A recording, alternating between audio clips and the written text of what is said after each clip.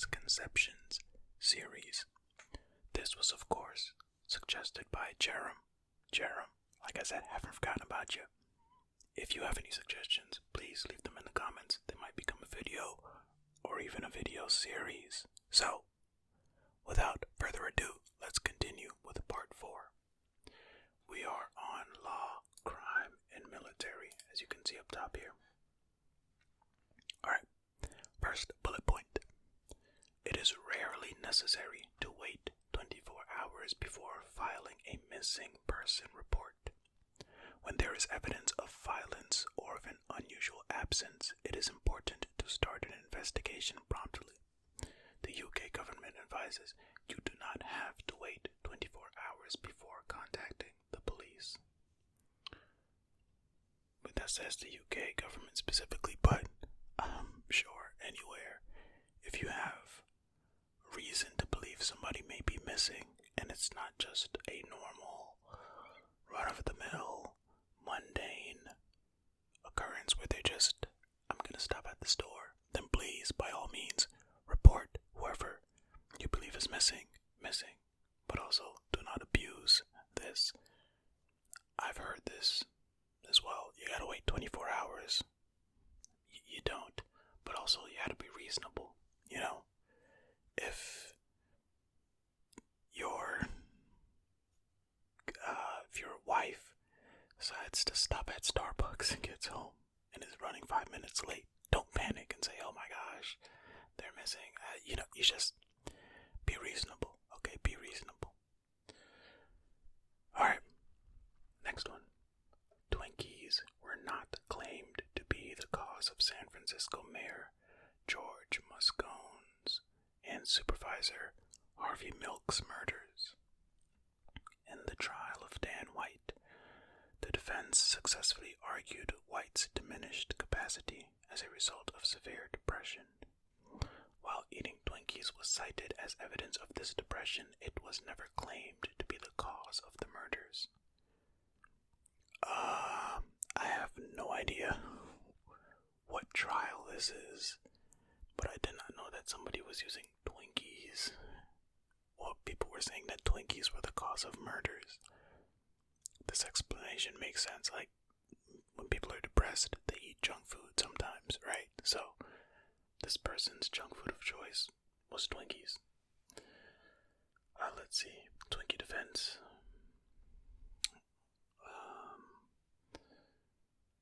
Also, in law, there is a such thing as a Twinkie Defense. Well, it's a derisive label for an improbable legal defense. It is not a recognized legal defense in jurisprudence, but a catch-all term coined by reporters during their coverage of the trial of defendant Dan White for the murders of City Supervisor Harvey Milk and Mayor George Moscone. Yeah, also, having your last name be Milk is interesting. I guess White isn't much different, huh? Daniel James White was an American politician who assassinated, oh my goodness, San Francisco Mayor George Moscone and Supervisor Harvey Milk on Monday, November 27, 1978 at City Hall. White was convicted of manslaughter for the deaths of Milk and Moscone. Wait, he only served 5 years. Hold on, we gotta click through. Okay, so we clicked through and let's see. American politician. Okay. White was convicted of manslaughter for the deaths of Milk and Moscone. White served 5 years of a 7-year prison sentence. Less than 2 years after his release, he returned to San Francisco and later died by suicide. Wait, how? Hold on a second. Wait. Hold the phones. How do you murder 2 people, are convicted, and only serve 5 years? Is it the whole not mentally stable thing? I mean, plenty of people are depressed and don't murder people. Unless there was some other mental health thing. I'm not gonna read this whole thing, but let's see, maybe just click to the imprisonment. Why White served 5 years. Then it was paroled, okay. Fearing White might be murdered in retaliation for his crimes, California state corrections officials secretly transported him to Los Angeles, where he served a year's parole. At the expiration of that year, White sought to return to San Francisco. Mayor Dianne Feinstein issued a public announcement of his plans and stated formally asking White never to return to San Francisco again. White eventually did move back to San Francisco and attempted to rebuild his life with his wife and children, but his marriage soon ended. Less than 2 years after his release from prison, White died from suicide from carbon monoxide poisoning in his garage. White's body was discovered by his brother, Thomas, shortly before 2 p.m. the same day. I still allege confession.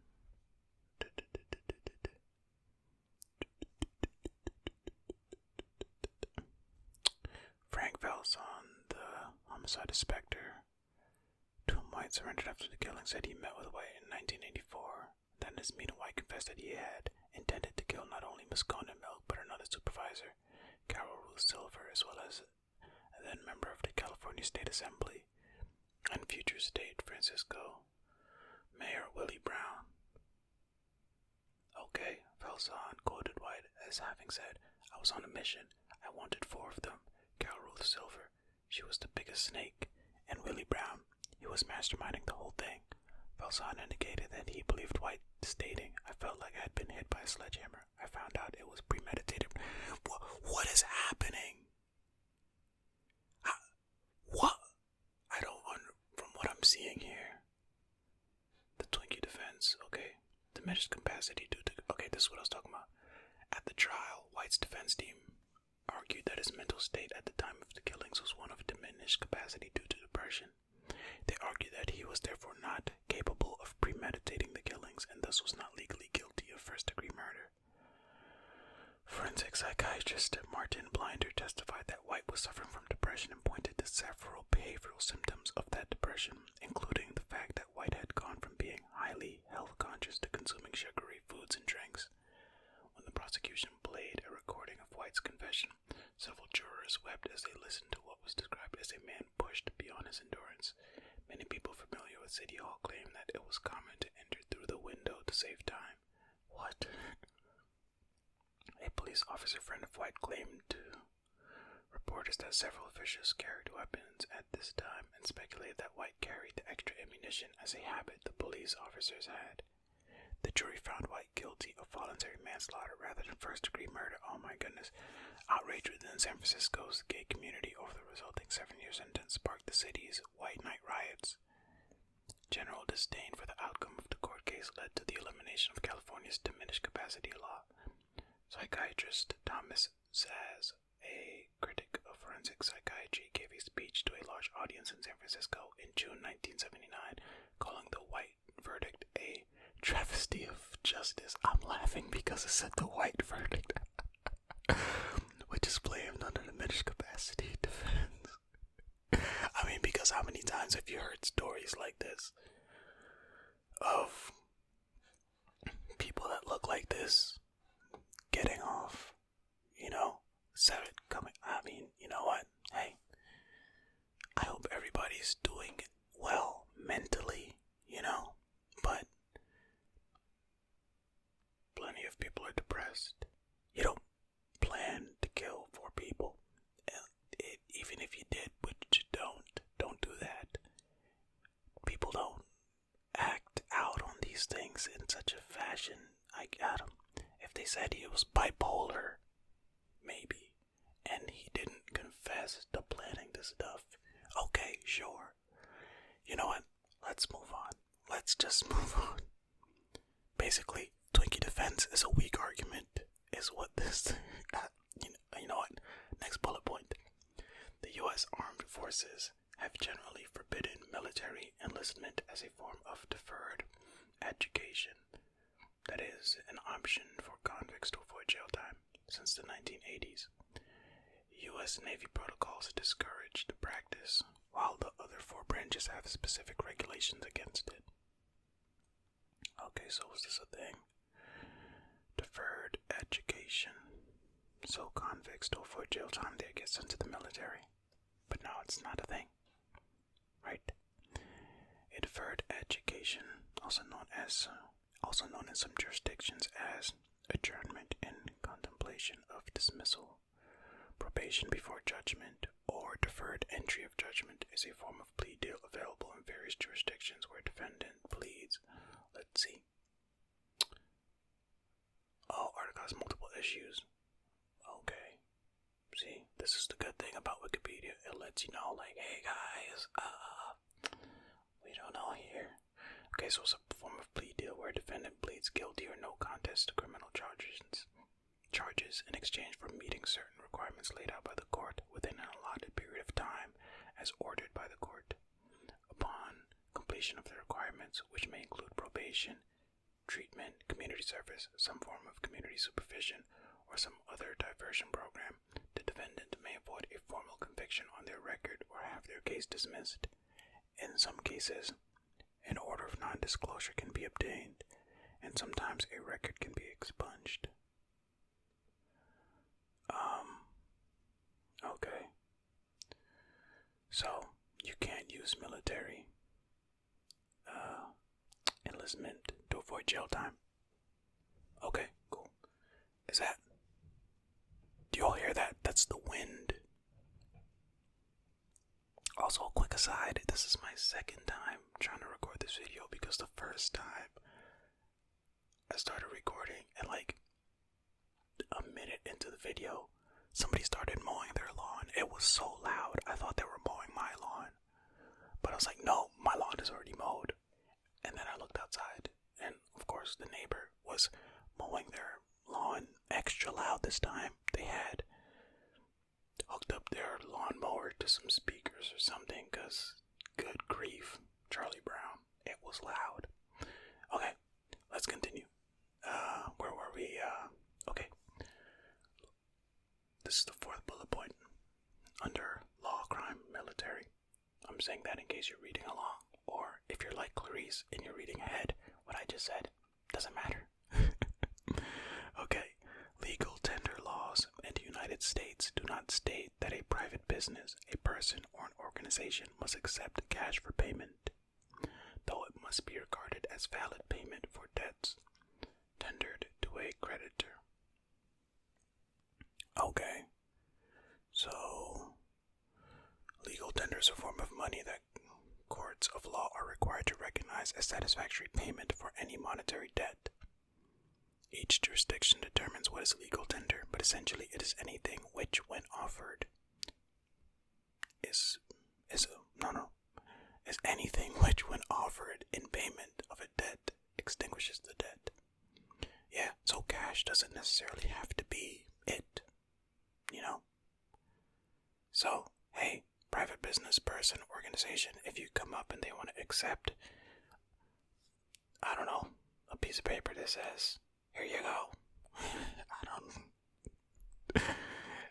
Basic, all I'm saying, it doesn't have to be cash. That's it. I'm leaving it there. I'm not a legal tender law expert. Moving on. Next bullet point. The United States does not require police officers to identify themselves as police in the case of a sting or undercover work, and police officers may lie when engaged in such work. Claiming entrapment as a defense instead focuses on whether the defendant was induced by undue pressure, such as threats or deception from law enforcement, to commit crimes they would not have otherwise committed. Yeah, I did hear this too. They don't have to tell you legally if they're a cop. So if you're talking to somebody, you say, "Are you a cop?" You gotta tell me. They don't. In America, at least. I've seen this on TV. People talk about this. So yeah. And also entrapment doesn't work unless, they can lie. They just can't lie to force you to, or pressure you into doing things, which is entrapment, of course. See, practice in which a law enforcement agent or agent of the state induces a person to commit a crime that the person would have otherwise been unlikely or unwilling to commit. So, if you're a cop, don't do that. Okay? Be nice. Don't just shoot people for no reason. Treat everybody equally. Don't rat out other cops for reporting cops that are doing the wrong thing. Don't entrap people. All that stuff. Just be a regular, decent human being. That's all. Alright, next bullet point. Crime in the United States decreased between 1993 and 2017. Does that mean that in 2018 it shot back up? The violent crime rate fell 49% in that period, and the number of gun homicides has decreased. There's also, over here, violent crime rates. It shows that it's decreasing. But this says 1973 to 2003. Why is this image so blurry? Can they got a higher resolution image? Alright, next bullet point. The First Amendment to the United States Constitution generally only prevents government restrictions on the freedoms of religion, speech, press, assembly, or petition, not restrictions imposed by private individuals or businesses, unless they are acting on behalf of the government. Other laws may restrict the ability of private businesses and individuals to restrict the speech of others. This is another thing that I realized since the pandemic started. Well, before then, but it's been heightened. That people are complaining about their freedom of speech and their freedoms are being infringed upon, and they don't actually know what the Constitution says, or they just don't understand it. Private organizations, unless there are other laws stopping them from doing so. First Amendment is not an argument you can use to say, hey, for example, a mask. You can't wear a mask. You have to wear a mask. Pardon me, you have to wear a mask in our establishment. People said, but my freedoms. No, it's a private organization, a private business. They can do whatever they want. Also, when people say something crazy on the internet and then they get fired from their job and they're like, but freedom of speech. No. If you understood the First Amendment, your organization can do whatever they want as long as it's not a government organization and you're not. If you're talking bad about the government and you work for the government, whatever, right? I'm supposed to be able to fire you. But a private business, you say something racist and you get fired. It's not a freedom of speech issue. That business can have whatever rules they have in place. They don't want you to say racist things while you work for them. Okay, you're fired. It's not a violation of your First Amendment rights. Also, people think that First Amendment means they're free from consequences. No, it doesn't. You can still technically say whatever you want, wherever you want. You just might go to jail for it. You have that freedom to say what you want. And people have the freedom to press charges. You know what I mean? So, anyway, that's a whole nother thing I can get off on a tangent on. So let's keep it moving. Okay. Next bullet point. Neither the mafia nor other criminal organizations regularly use cemented shoes to drown their victims. However, there are at least 2 cases of the tactic being used, one in 2016 and the other in 1964. So this whole time there are only 2 instances and it's become such a popular trope in media. Cement shoes, or concrete shoes, or the Chicago overcoat is a method of murder or body disposal usually associated with criminals such as the mafia or gangs. It involves weighing down the victim, who may be dead or alive, with concrete and throwing them into water. Hopes that the body sinks to the bottom. I'm guessing, yeah, this is something that's been in media for ages, and apparently it's only happened twice, reported cases at least. So, yeah, somebody just ran with that one, huh? Well, not literally, because their feet were in cement and they were sinking to the bottom of a body of water, so they probably weren't running anywhere. Let's move on. Alright, last bullet point in the law, crime, and military section. In the United States, a defendant may not have their case dismissed simply because they were not read their Miranda Rights at the time of their arrest. those who don't know, Miranda Rights are, in the United States, the Miranda Warning is a type of notification customarily given by police to criminal suspects in police custody, advising them of their right to silence. That is their right to refuse to answer questions or provide information to law enforcement or other officials. So that's what that is. If you've ever seen in movies or anything where somebody's getting arrested and the cop goes, you have the right to remain silent. Anything you say can and will be used against you in the court of law. That thing right there. That's what Miranda rights are. Anyway, Miranda warnings cover the rights of a person when they are taken into custody and then interrogated by law enforcement. If a person is not given a Miranda warning before the interrogation is conducted, statements made by them during their interrogation may not be admissible in a trial. The prosecution may still present other forms of evidence or statements made during interrogations where the defendant was read their Miranda rights to get a conviction. So, the case is not dismissed if you're not read your Miranda rights at time of their arrest. Now, when the issue arises is when you're being interrogated. If you do not get your Miranda rights read, then the things you say during that interrogation are not admissible in trial. Here's what interrogation means for those in the United States criminal law. A custodial interrogation is a situation in which the suspect's freedom of movement is restrained. Oh my goodness, that's not, no, wait, what? Interrogation, when they put you in a room, shine a light on you, and ask you questions. I'm kidding, it doesn't have to be like that, but what is this restrained thing? Hey, this is a custodial interrogation, which is not what I'm talking about, just regular. Okay. In United States criminal law, a custodial interrogation, or generally custodial situation, is a situation in which the suspect's freedom of movement is restrained even if they are not under arrest. Yeah, this doesn't have any sources cited, but I'm just talking about when they're asking you questions. Alright, not this. Why would they link to that? I don't know. Anyway, yeah, so. Also, I'll manage to put this up front, but none of this is legal advice. Get yourself a lawyer. I am not responsible for anything.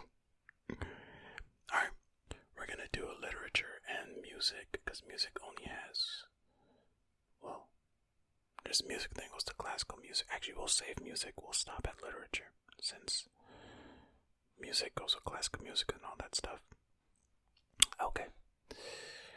Literature. 2 bullet points. Okay. First bullet point under the literature subheading here. Many quotations are incorrect or attributed to people who never uttered them, and quotations from obscure or unknown authors are often attributed to more famous figures. Commonly misquoted individuals include Mark Twain, Albert Einstein, Adolf Hitler, Winston Churchill, Abraham Lincoln, William Shakespeare, and Buddha. Huh, you think they would have some misquoted quotes here or something, but no, they're just letting us know that a bunch of people are misquoted all the time. Yeah.